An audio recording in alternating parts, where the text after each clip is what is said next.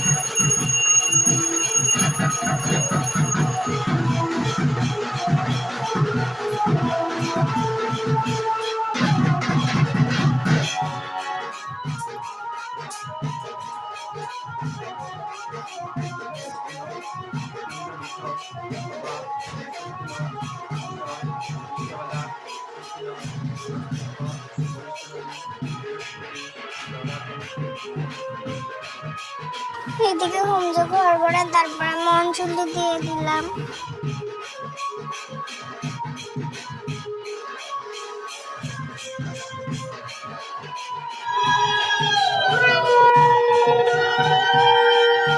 ঘরে পুজো শেষ করে তারপর মেয়েকে নিয়ে বেরোলাম সূর্য দর্শন করতে। 1 মাস পরে আমার মেয়ে সূর্যকে দর্শন করেছে। সূর্য কি জিনিস মেয়ে 1 মাস ধরে চিনিনি, দেখিনি, জানিনি। তো এখন সূর্যকে নমস্কার করে একটা গাছ, এটা কি গাছ আমি জানি না, এখানে পুজো হয়েছে। এখানে এখন আমারও কিছু রিচুয়াল আছে, করতে হবে, ওগুলো করছি। তোমরাও দেখতে থাকো, সামনে আরেকটা রিচুয়াল আছে, ওগুলো দেখতে পারো।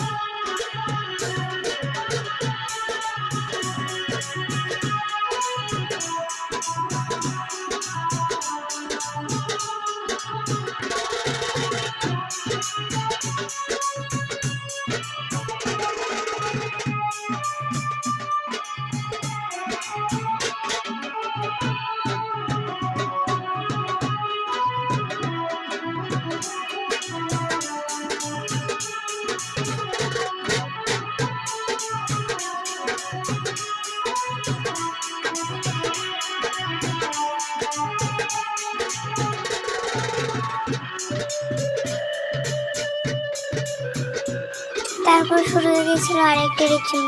তারপর মাঝখান দিয়ে কি হচ্ছে বুঝতেই পারিনি।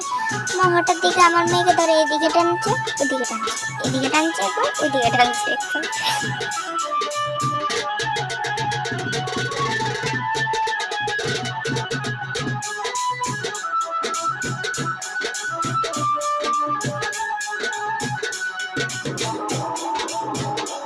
এই জায়গার গানটা যেমন সুন্দর, তেমন লাউয়ের ডুকাগুলো বাজতে তেমন খুব ভারী মজা লাগছিল। আমার এই রিচুয়ালগুলো খুব ভালো লেগেছিল।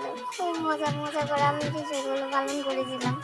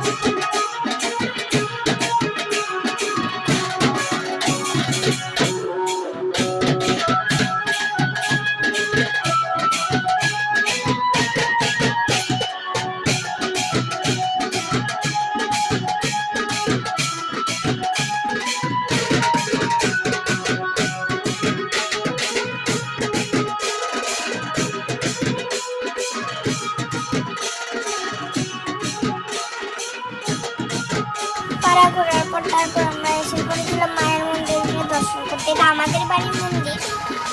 তো এখানে এসে মায়ের কাছে দর্শন করলাম। এইটুকুই, মেয়ে যেন বড় হয়ে ভিডিওটা দেখতে পারে তার জন্য আমি সব কিছু ক্যাপচার করছিলাম। সবাই আশীর্বাদ করে।